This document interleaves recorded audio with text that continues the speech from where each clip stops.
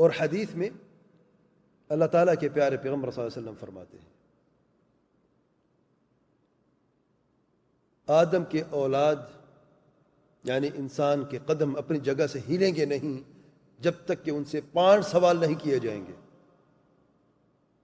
نہیں ہلیں گے یہ قدم، اللہ کی قسم نہیں ہلیں گے. ان 5 سوالوں کے جواب دیں گے پھر یہ قدم پر جگہ سے ہلیں گے. کون سی 5 چیزیں ہیں؟ عن عمرہ فیما افناہ، اپنی سارے کے سارے عمر کہاں پر فنا کر کے آئے ہو، کیسے فنا کر کے آئے ہو، زندگی کس چیز پر لگا کے آئے ہو.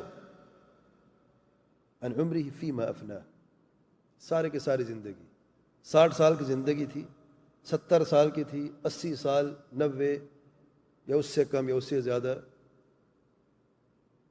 ہم اپنی عمر فنا کر رہے ہیں، ہماری عمر فنا ہو رہی ہے، ہم چاہے یا نہ چاہیں. وقت کو ہم روک نہیں سکتے، لیکن اپنی عمر کو کہاں فنا کر کے آئے ہیں. سارا وقت، میرا گزرا وقت کیسے تھا؟ عن عمرہ فیما افناہ وعن شبابہ فیما ابلاہ، اپنے جوانی کو کس چیز میں لگا کر آئے ہو. سب سے بہترین مرحلہ زندگی کا جوانی کا ہوتا ہے، لیکن بعض لوگوں کے نزدیک جوانی دیوانی ہوتی ہے. بچپن میں بچپنا تھا، جوانی میں دیوانے تھے، بڑھاپے میں کمزوری کاہلی کی وجہ سے نہ عقل نے ساتھ دیا نہ جسم نے ساتھ دیا. تو زندگی کیسے گزری؟ وقت کیسے گزار کے آیا ہے یہ شخص؟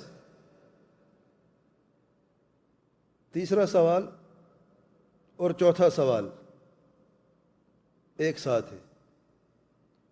وَمَالِهِ مِنْ أَيْنَ اكْتَسَبَهُ وَفِيمَ أَنْفَقَهُ، مال بھی تو کمایا نا ہم نے اور کما بھی رہے ہیں، کہاں سے مال کمایا ہے اور کہاں پر خرچ کیا ہے؟ 2 سوال ہے.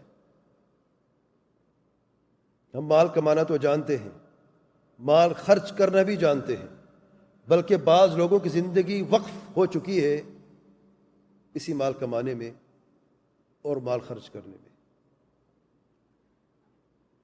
اور 5واں سوال ہے وَمَاذَا عَمِلَ فِيمَا عَلِمَ، اور جو اس نے علم حاصل کیا ہے اس پر اس نے کیا عمل کیا ہے. ترمذی نے روایت کیا ہے اور علامہ البانی نے صحیح فرمایا ہے. مختصراً یہ 5 سوال ہے، ایک سے بڑھ کر ایک سوال،